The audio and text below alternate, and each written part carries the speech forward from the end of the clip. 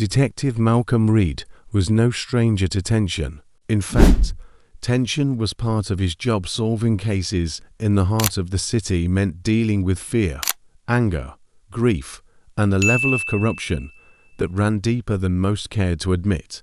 But tonight, the tension in the air was different. It wasn't the weight of a crime scene or the pressure of an investigation. It was something far more insidious, something he could feel creeping up his spine. The moment the blue lights flickered behind him, Malcolm exhaled slowly, gripping the steering wheel of his car, a sleek, black unmarked sedan issued by the department. He knew why he was being stopped. It wasn't for speeding. It wasn't for a broken tail light. It was because of who he was, or rather, what he was. As the patrol car came to a stop behind him, Malcolm caught sight of two officers emerging. One of them, a large man with a shaved head, was already gripping his flashlight tightly, his hand hovering near his holstered gun. His partner was younger, probably fresh out of the academy, but the way his eyes darted nervously between the car and the street showed he wasn't here to play the good cop. Malcolm rolled down the window, forcing himself to remain calm, though his muscles tensed. He knew these types of stops. They never ended well. License and registration. The larger officer barked before even reaching the window, his voice devoid of politeness, his flashlight shining directly into Malcolm's eyes. "Good evening, officers," Malcolm said, keeping his tone even. "I'm Detective Malcolm Reed, with the 23rd Precinct." He reached slowly for his badge, moving deliberately, so there would be no misunderstanding.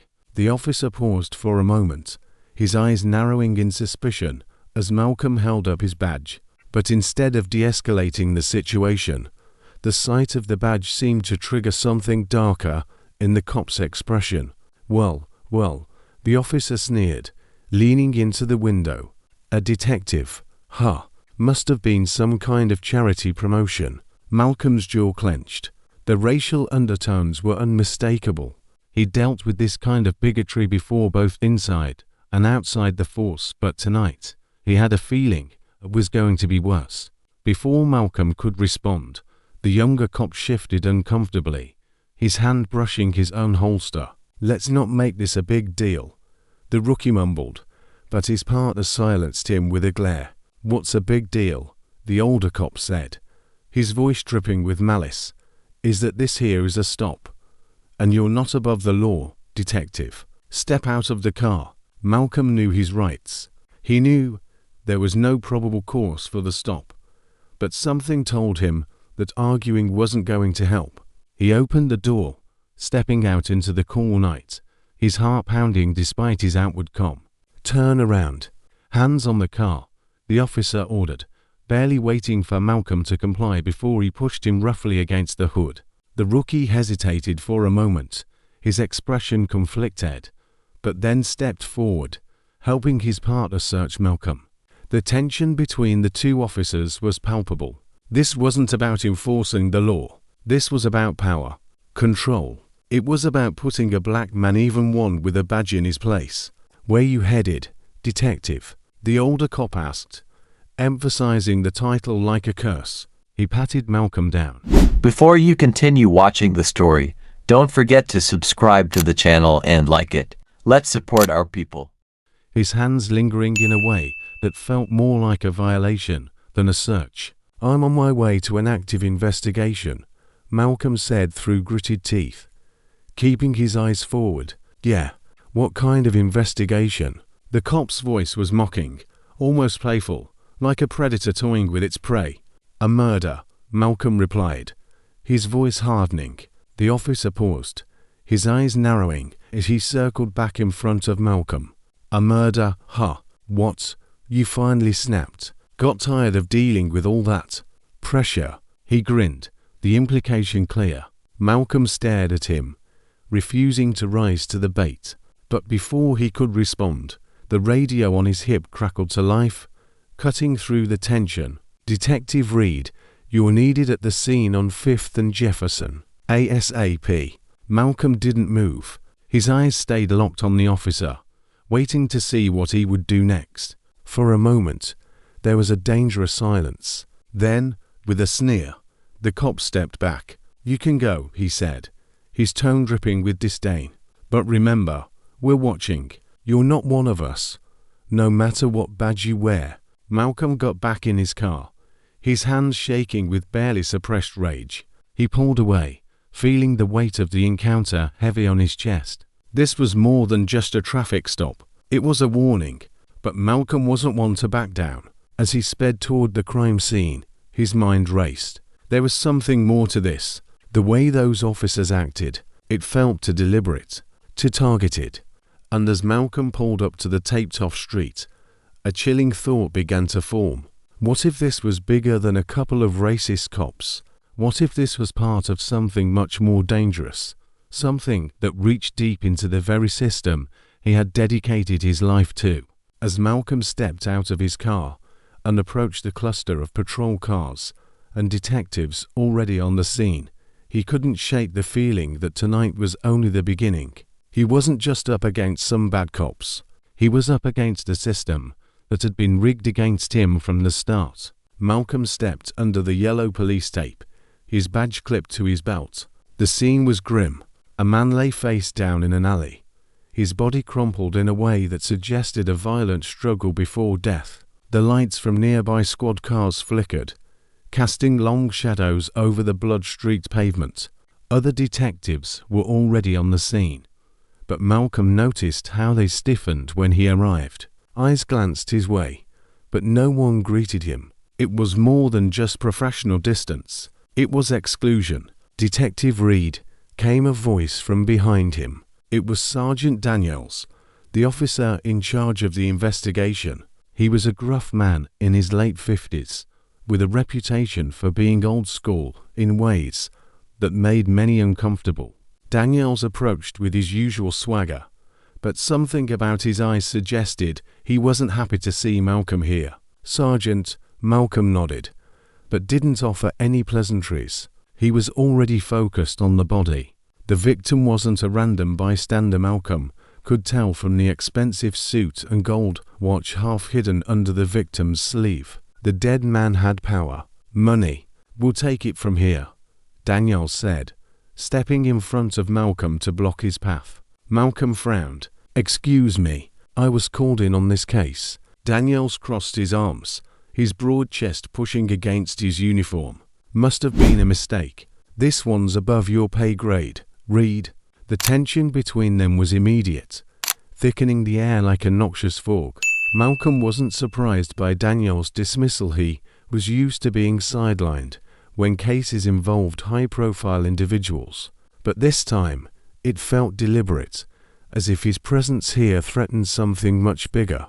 "I don't care who the victim is," Malcolm replied, his voice calm but firm. "If there's a murder, I'm doing my job." Daniel's eyes flickered with something anger, or perhaps fear, but before he could respond, a voice called out from behind them. "Detective Reed." Malcolm turned to see his partner, Detective Clara James, approaching.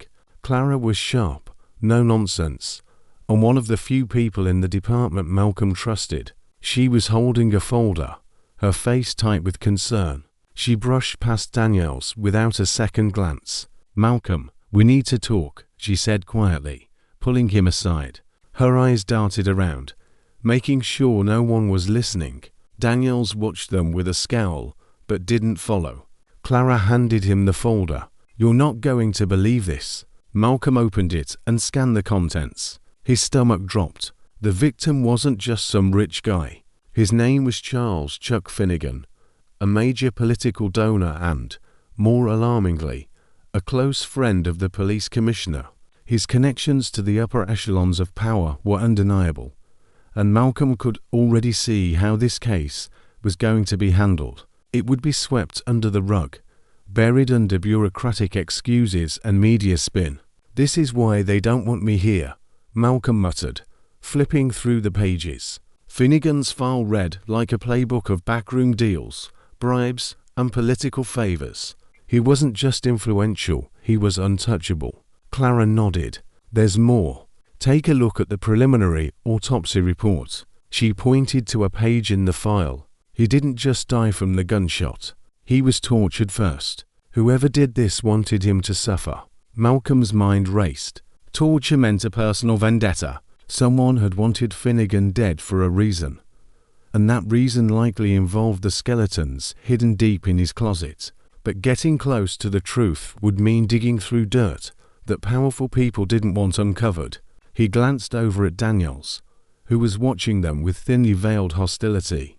The sergeant had always been loyal to the brass, and Malcolm could see the lines being drawn already. Daniels and his crew would do everything they could to protect Finnegan's legacy, even if it meant covering up the truth. "We need to get out ahead of this," Malcolm said to Clara, lowering his voice. "If we wait for them to take over, the evidence will disappear." Clara hesitated. "Malcolm, you know they're not going to let you anywhere near this case. Daniels already has orders to keep you out of it." Malcolm clenched his fists, frustration boiling inside him. This wasn't just about solving a murder anymore. It was about being deliberately shut out because of who he was, because of the color of his skin. He had seen it too many times before, both in and out of uniform. The system was rigged, and tonight was just another reminder of that ugly truth. But Malcolm wasn't one to back down. "We'll start our own investigation," he said quietly, determination hardening his voice. "Off the books, if we have to." Clara's eyes widened. "Are you sure about this? You're risking your career, your life." Malcolm nodded. "I'm sure. This isn't just about me. It's about exposing the rot in this system. They can't keep silencing us forever."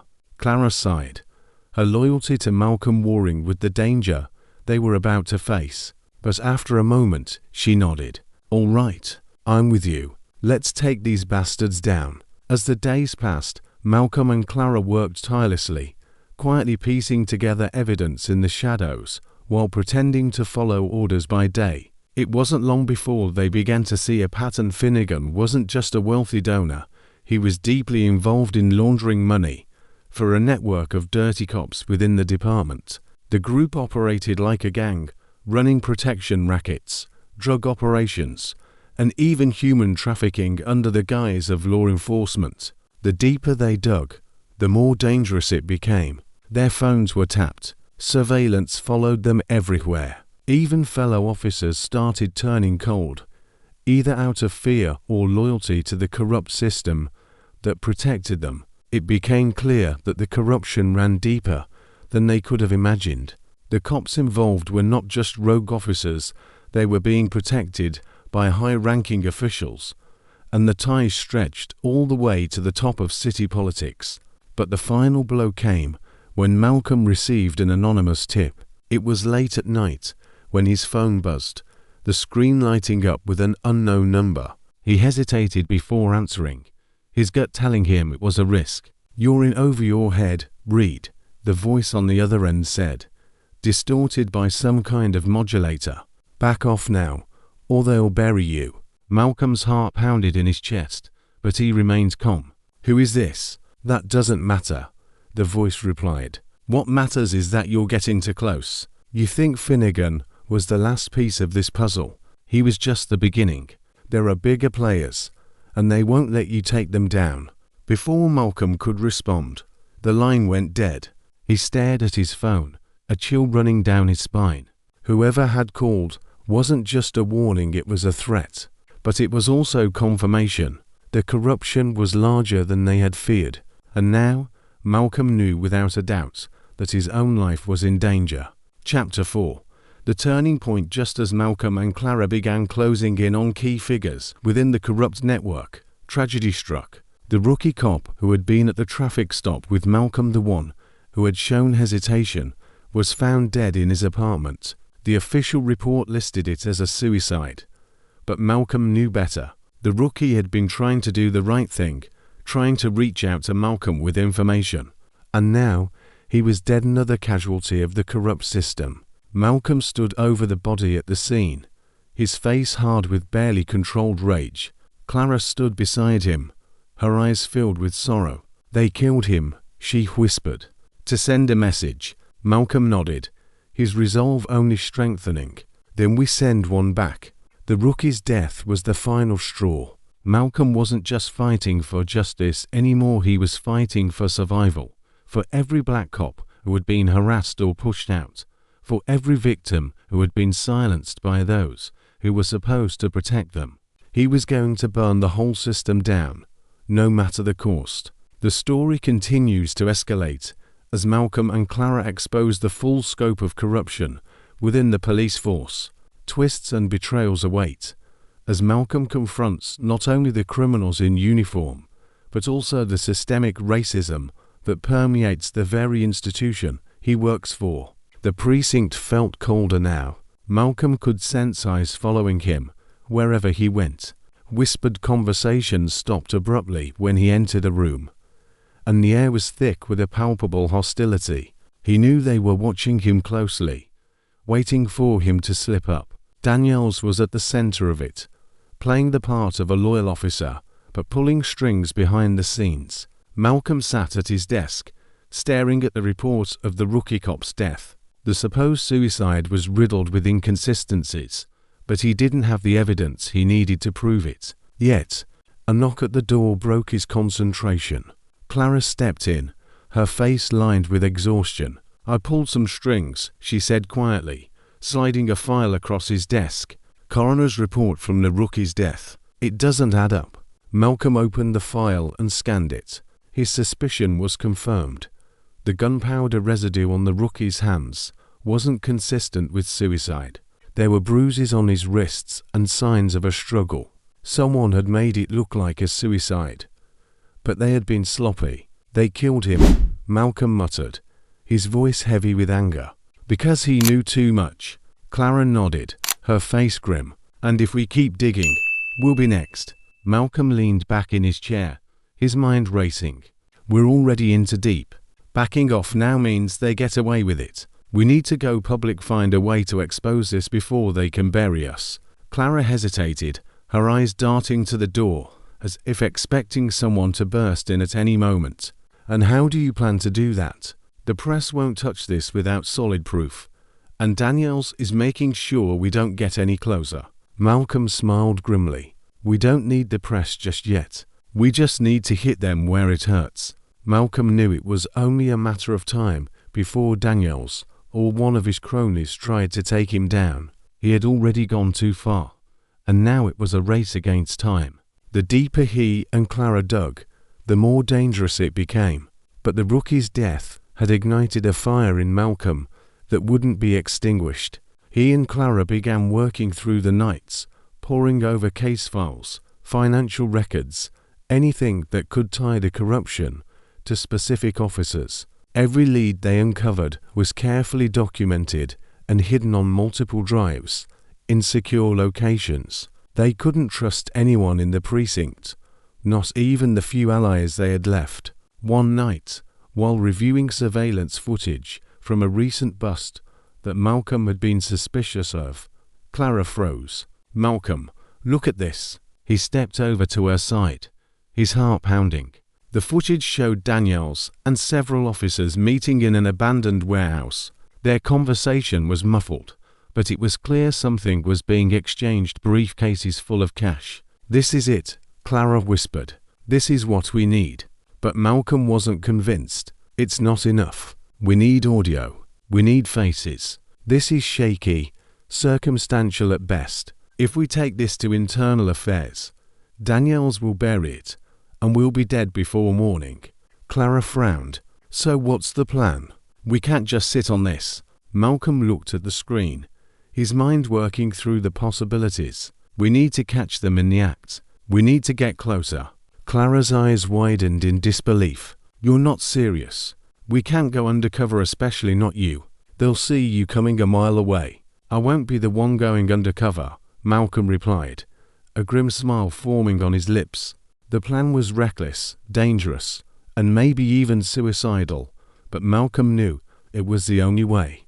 Clara would go undercover, posing as a dirty cop looking for a way into Daniel's inner circle. It was a risk, but they had no other choice. The corrupt officers wouldn't suspect Clara. She was known for keeping her head down and staying out of trouble. Malcolm hated the idea of putting her in harm's way, but they both knew it had to be done. If they could get Clara inside the operation, she could gather the evidence they needed to bring down not just Daniels, but the entire corrupt network. A week later, the plan was set in motion. Clara began to slowly insinuate herself into Daniels' group, dropping hints that she was looking for a way to make some extra cash, that she was tired of playing by the rules. At first, Daniels was skeptical, but Clara was good. She played her part perfectly, and soon enough, she was invited to one of the secret meetings. Malcolm waited anxiously that night, knowing Clara was deep in the lion's den. She wore a wire, and they had a backup plan if things went wrong. But Malcolm couldn't shake the feeling that something terrible was about to happen. Hours passed. His phone remained silent. And then, just before dawn, Clara's voice crackled over the radio. "Malcolm, I've got it. Everything.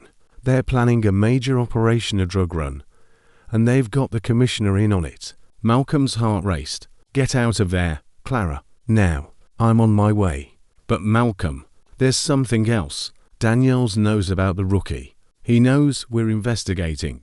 They're coming for you." Malcolm didn't have time to process Clara's words. The moment the call ended, he heard footsteps approaching from the hallway outside his apartment. He reached for his gun, his instincts screaming at him that he was already too late. The door burst open, and 3 officers stormed inside, guns drawn. Malcolm barely had time to dive behind the couch.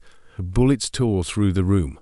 He returned fire, but his position was weak. They were going to kill him, and it would be written off as a tragic accident, another black cop taken down in the line of duty. But Malcolm wasn't going down without a fight. He moved quickly, using the furniture for cover as he exchanged fire with the officers. His mind was racing. How had they found him so quickly? Daniels must have known Clara was working with him. This wasn't just about silencing Malcolm. It was about sending a message to anyone else who might try to expose the truth. Suddenly, there was a loud crash from the hallway, followed by the sound of gunfire. Malcolm peeked over the couch, his heart pounding. Clara was standing in the doorway, her gun smoking. "They're not getting you that easily," she said, her voice shaking. Malcolm stood, adrenaline coursing through his veins. "We need to move, now." With the evidence Clara had gathered, they had enough to take down Daniels and his crew.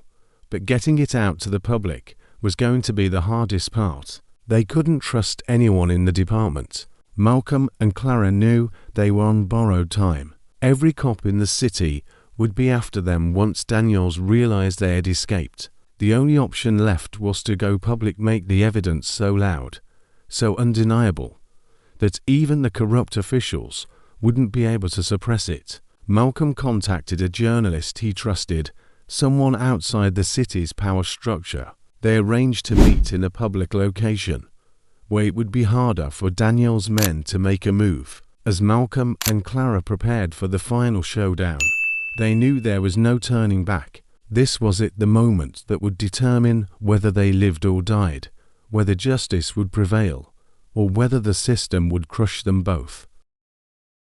This is the end of the story. Don't forget to leave your opinions about this story, subscribe to the channel, and watch even more exciting stories.